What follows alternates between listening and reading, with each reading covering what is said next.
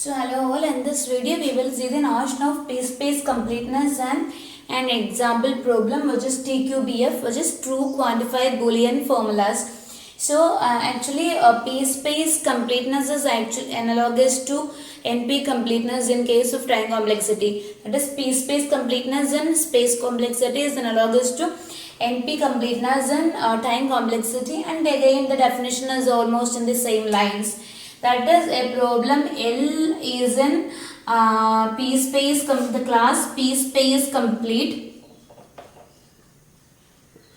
if it is meeting the following two conditions. The first condition is that L is in Psapace. L should be the element of class Psapace, a member of class Psapace, and second thing is for all language L dash element of Psapace,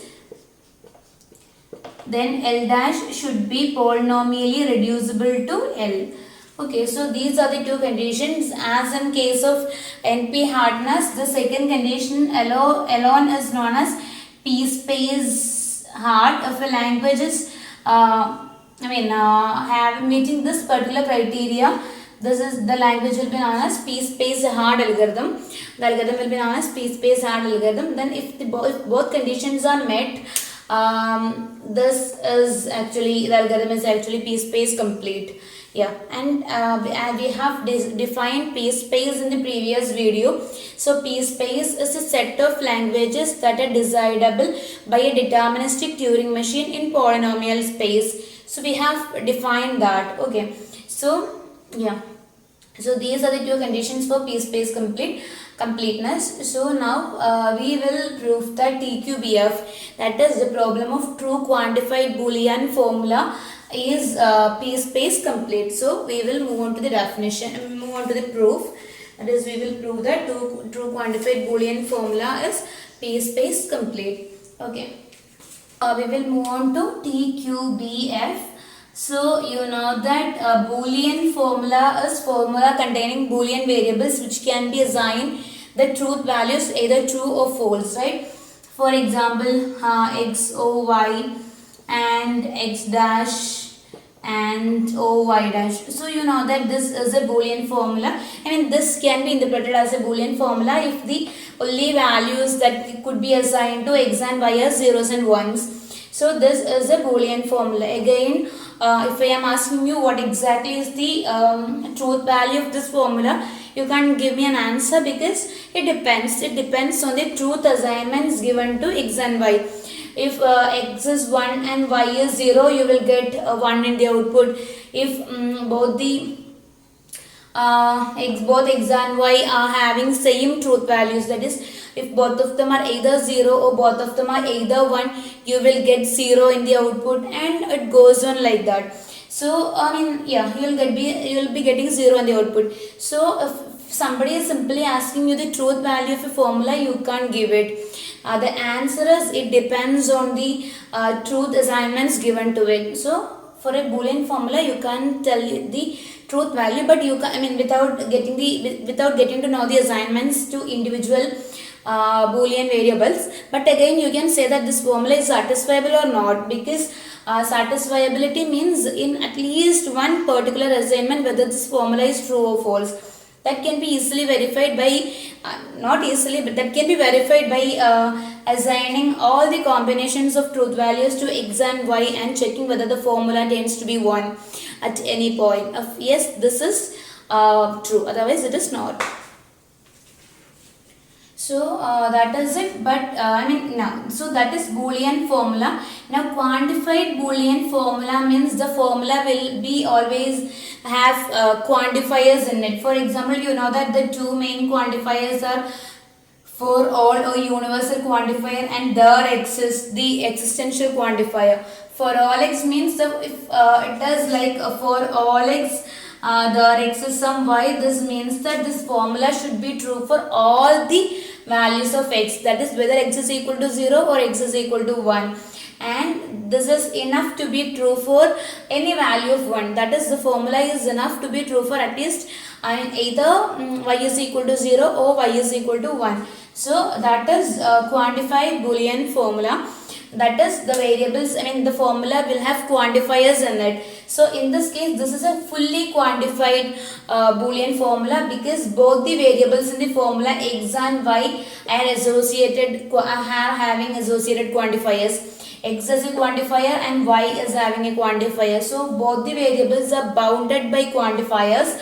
So this formula is fully quantified actually, because every variable in the formula has a quantifier associated with that. And again, this formula is said to be in pre-next formal form, pre-next normal form, because all the quantifiers come first and then only the formula comes. That is, if all quantifiers come first and then only the formula starts, the formula is said to be in pre-next normal form. So for the proof, we will be considering formulas in pre-next normal form format here. And any quantified Boolean formula can be compared to pre-next normal form using algorithm, so that is not an issue. And yeah, and the other speciality of quantified Boolean formulas is that they always have either true or false value, irrespective of the assignments given to individual variables, because they are, all the variables are bounded, all the variables are quantified. So I mean, if I am simply giving this formula, if I am asking you what exactly is the truth value of this formula, you can definitely give me an answer. That is, if the quantifiers are not there and if I am asking you what is the truth value of the formula, you can tell me that without knowing the individual assignments given to x and y. You can say whether it is satisfiable or not though, because in case of satisfiability, you are checking every combination of truth assignments. Yeah. But if the formula is quantified, the formula has either, formula has exactly a true value or a false value. That is, it will be either true or false definitely. Okay. Because all the quantified Boolean formulas are like that. They have either true value or false value associated with them. Okay. So we will evaluate the truth value of this particular formula. This means that for all x, that is, whether you are taking x is equal to 0 or whether you are taking x is equal to 1, there exists some y such that this formula is true. We will verify that for all x. So that this should be true for x is equal to 1 and this should be true for x is equal to 0. So let me take x is equal to 0. If I am fixing x as 0, now I can choose some y such that this formula can be made to be true. So I am taking y as 1. Now you check this. X is equal to 0, y is equal to 1. So y is 1. Now when x is equal to 0, x dash is 1 and y dash is 0, 1 or 0. So this formula is true, isn't it? That is, this formula evaluates to true in this case. And now if you are taking x as 1, I can choose any y. It means that for all x, there exists some y. So here the sum y, it needs to be true either for y is equal to 0 or for y is equal to 1. Now I am choosing y to be 0. In this case, x or y becomes 1 or 0 and now 0 or 1. So again the formula is true, because 1 or 0 is 1 and 0 or 1 is 1. So in both cases for x, the formula is true. When x is equal to 0, the formula is true. When x is equal to 1, the formula is true. Okay, that is, we are fixing x and choosing y accordingly, because for every x, it says that there exists some y, so that this formula can be true. So this is a true formula. This formula is true always. Okay, this formula is a true formula. This is true always. So because that is by the virtue of the quantifiers in the formula. Now we will see another formula which is false always. For generating that formula, I am simply reversing the order of quantifiers. That is, there exists some y such that for all x or y and negation x or y dash. So in this case, what I have done is I have simply reversed the order of quantifiers.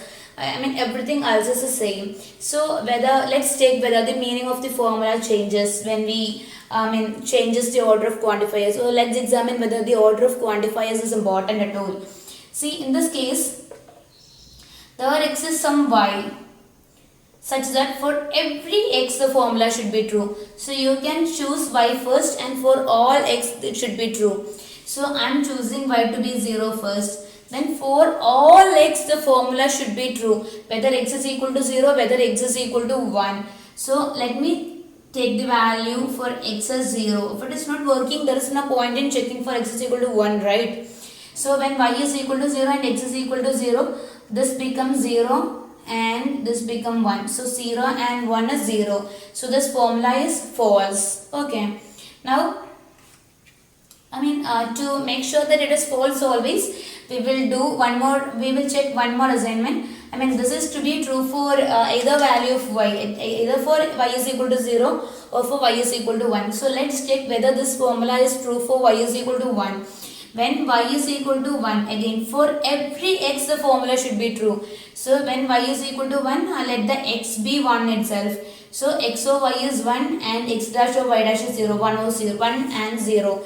And again it is 0. So that means that whether y is equal for y is neither for y is equal to 0 nor for y is equal to 1 the formula is true. That means there exists no y for which the formula is true. For none of the y values, that is for 0 or 1, this formula is true. That means this formula is false always. So this quantified Boolean formula is false always. This is true. That means every quantified Boolean, fully quantified Boolean formula has a true or false value associated with it. But for a Boolean formula, you can't say that. That depends on the truth assignments given to individual variables. So for a quantified Boolean formula, you always have a truth value associated with it. Either it will be true or it will be false. Now we will see Tqbf.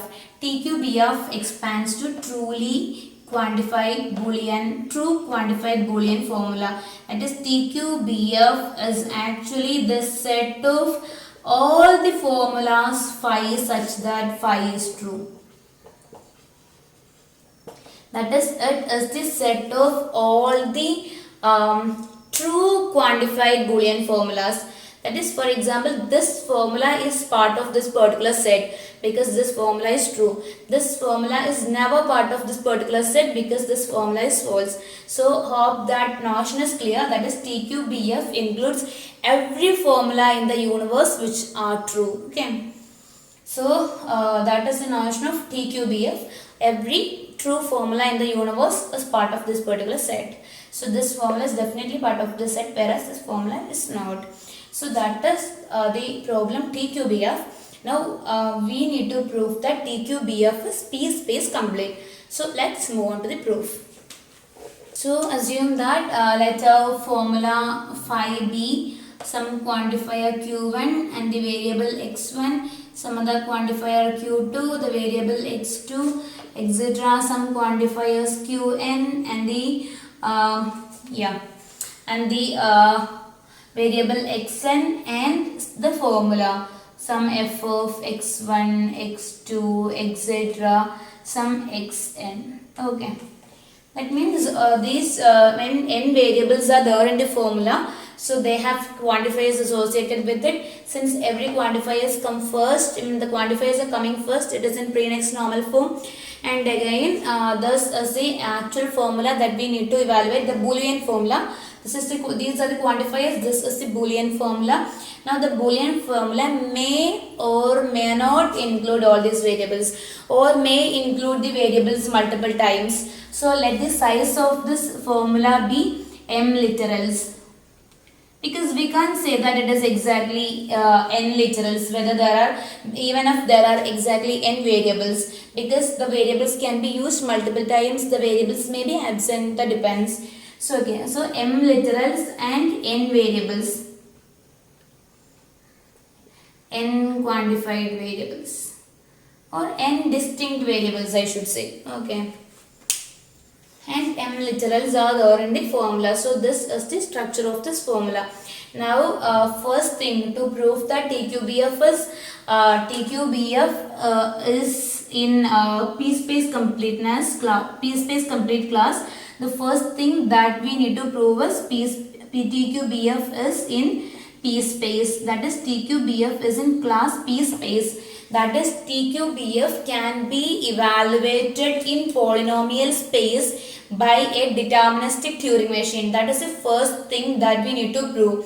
That is, this formula can be evaluated in polynomial space by a deterministic Turing machine. So let's see whether we can prove that. So again, to evaluate Tqbf, we need an algorithm, right? Because this is this formula can be really huge and we need an algorithm to evaluate it. So let the algorithm be T. Okay, and the input to T is the formula phi. Okay, which is a phi, which is a true quantified Boolean formula. Okay, phi a true quantified Boolean formula. Okay, so input is phi. It's a simple formula. Okay, now the evaluation process is, the step 1 is, if phi does not have any quantifiers, doesn't have quantifiers. See this, that means it is a simple Boolean formula, right? Simply evaluate the Boolean formula. Evaluate the Boolean formula, because that is then simply a Boolean formula. You can simply evaluate it by assigning values to the individual variables in the formula, isn't it? So that can be easily done. The second step is, because you can always reuse space. Space used for one assignment can always be reused for another assignment. So that is not a problem. Okay. Now the second, because we have proved that we have seen in one of our previous videos that even SAT can be done in linear space and all. So that is not an issue. Now if phi is of the format phi is equal to for all x psi, the remaining formula, and this is the quantifier. If this is the type of formula that phi is, this is the first quantifier and this is the remaining formula, then what you have to do is you have to recursively call T on x is equal to 0 and x is equal to 1 if both are true. If both are true, then accept, else reject, because this is the quantifier is for all x, then it should be true for x is equal to 0 and x is equal to 1, otherwise you can't accept it. Now the third step is, if phi is equal to there exists x psi, that is, the first quantifier is there exists x and the remaining formula follows. In that case, recursively call T on x is equal to 0, T with x, not T on, it's T with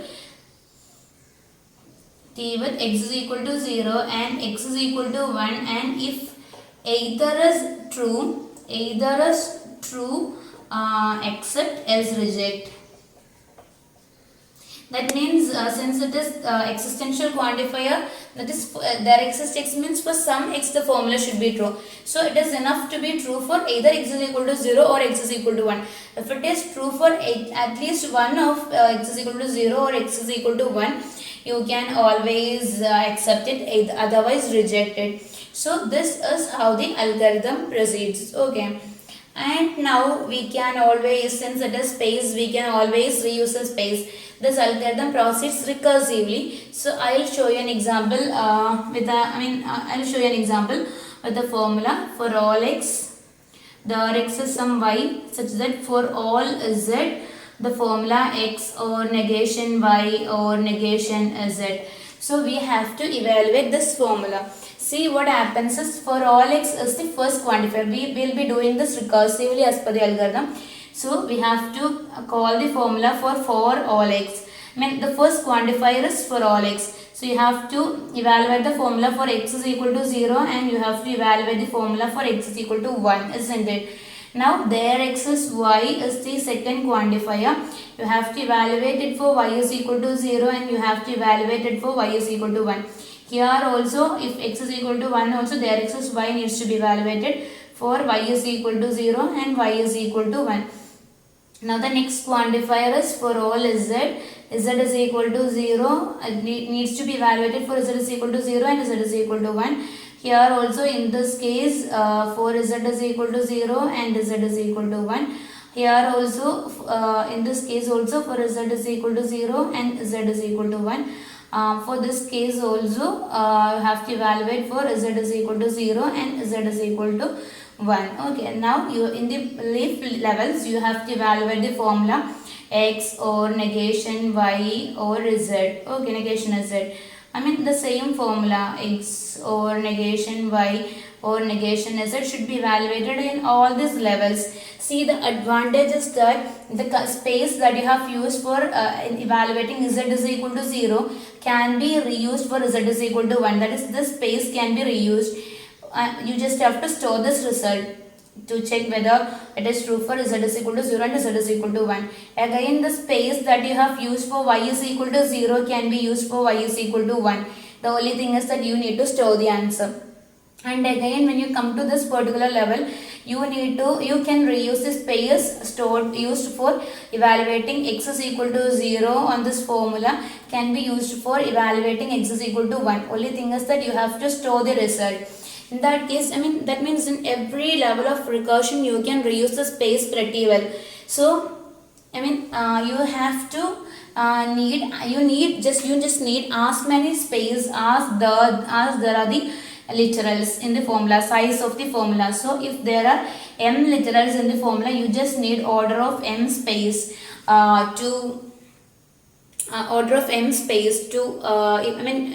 evaluate the formula, because when you go down in every level of recursion you can reuse the space, because you can reuse the space used for z is equal to 0 to do this computation, and you can reuse the very same space to evaluate x or negation y or negation z. So you have to store these three literals, but the same space can be reused to do this computation. Again, when you go up, the same space can be reused for doing this computation, and the same space can be reused for doing this computation. So every time you just need to store the value of that particular quantifier for x is equal to 0 and value of the formula for that when that particular quantifier becomes 0 and when that quantifier becomes 1. So size of the space that you need is almost in the order of number of literals in the formula, because this formula and this result when the quantifier is taking a particular value, that are the only things that you need to store.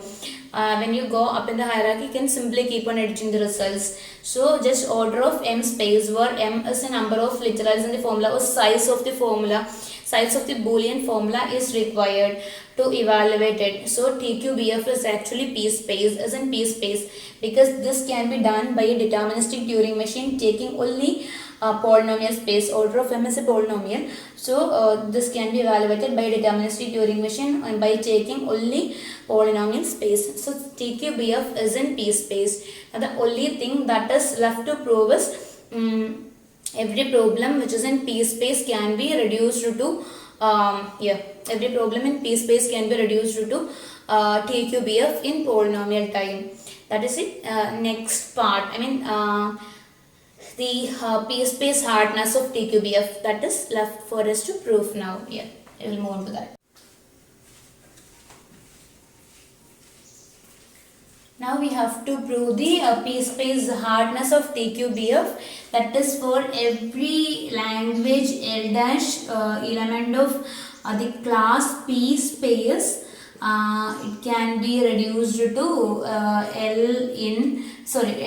it can be reduced to Tqbf in polynomial time. So that is what we are interested in now. So for representing every problem L dash element of p space, we will consider a deterministic Turing machine M, which can run in order of n raised to k space.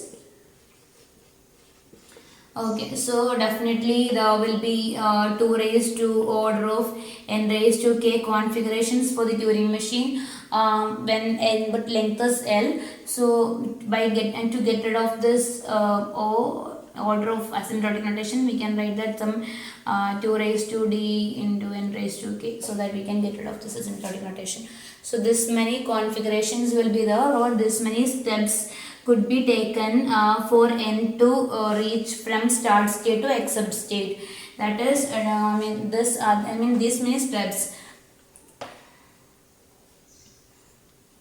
Okay, that is for m to go from the start configuration to accept configuration, it may take up to t steps, where t is equal to 2 raised to d into n raised to k. Okay, so for m2 go to c except from c. Okay, now we will be simulating this machine in such a way that if m goes from c star to c except in t steps while accepting a string of L dash, say x, it can, I mean, the formula phi could be true.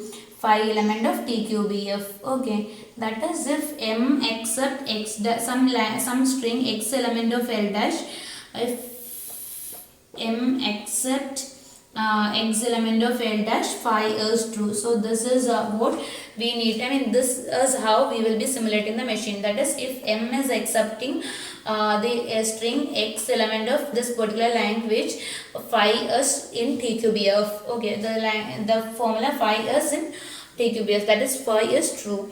Okay, now when we say m accepts, that means m goes from the start state to the accepting state. Okay, so we will write the formula, I mean, we will represent this as a formula like phi c1 c2 t. By c1 I mean the start state, and by c2 I mean the accepting state. This is done like this just for the sake of convenience. Okay, so phi c1 c2 t. So what happens is, you know that when we say we are going from the start state to accepting state, we will be passing through many intermediate states. That means there exists some m1, the intermediate state, such that we will be moving from c1 to m1 first in t by 2 time, half of the time, and from there we will be moving to m1 to c2 in the rest of the time, that is t by 2 time. That is, in first half of the time we will be going to some intermediate configuration, and from there we will go to the accepting state in next half of the time. And you know that this is just one unrolling of the recursion. Now you have to do it for, you have to expand this for phi c1 m1 t by 2, which can be done in t by 4 time, and you have to expand this for phi m1 c2 t by 2. Now you know that when you expand this, you will be getting two formulas here, and when you expand this, you will be getting two formulas here. That is, t becomes t by 2, and when you expand this formula, the time will be definitely t by 4, and it goes on like that. But the initial formula had size 1, and in this step the size of the formula doubled. So in the next step, when you unroll this recursion, you will be getting two formulas. When you unroll this recursion, you will be getting two formulas. That is, size of the formula will be 4, and it goes on. At some point the time will be reduced down to 1, and then the size of the formula will have, it might have been grown up to t.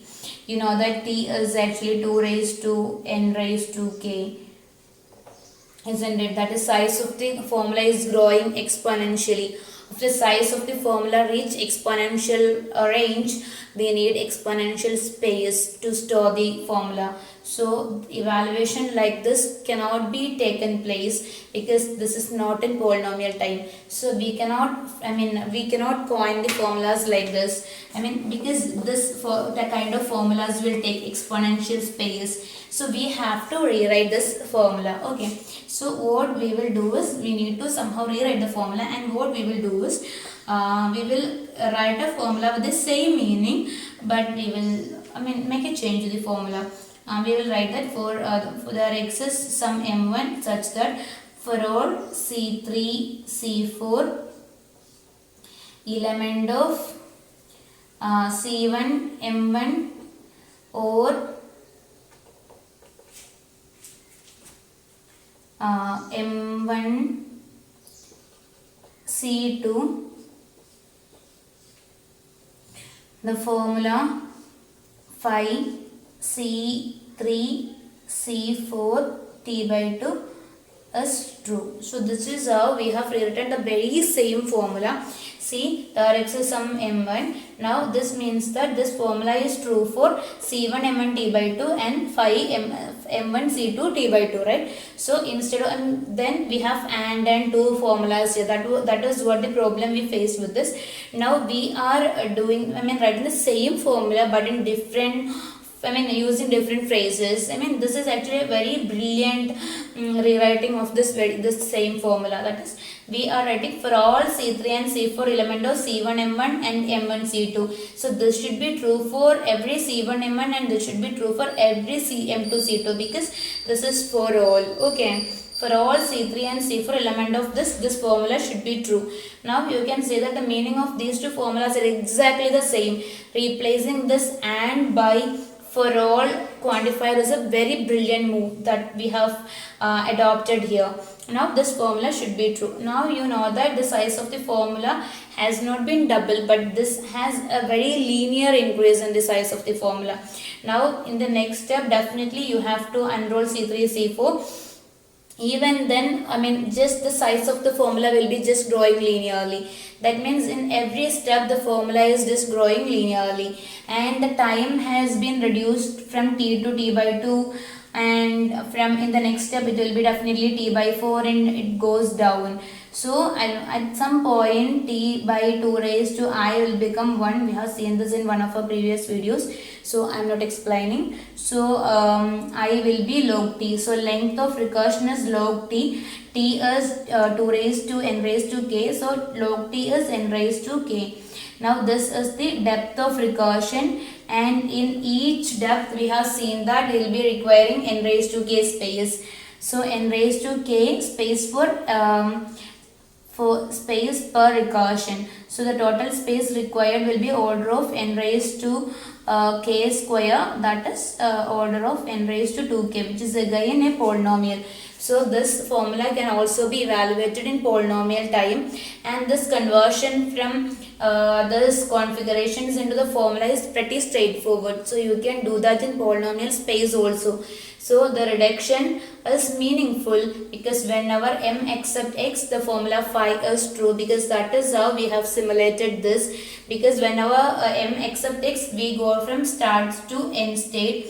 That means C1, C2, T should be true. If C1, C2, T is true, this whole formula is true because this is the left hand side of it. So whenever m except x, the formula is true. The formula can be verified in polynomial space, so no issues. Again, this conversion from configurations of m into this formula is pretty straightforward. So that is linear also, so that can be done in polynomial space. So reduction is meaningful. Reduction can be done in polynomial space. So Tqbf is p space hard. We first proved that Tqbf is in p space. Now we have proved that Tqbf is p space hard by proving this statement. So reading both the conditions together, Tqbf is p space complete. Hope that is clear. Thank you.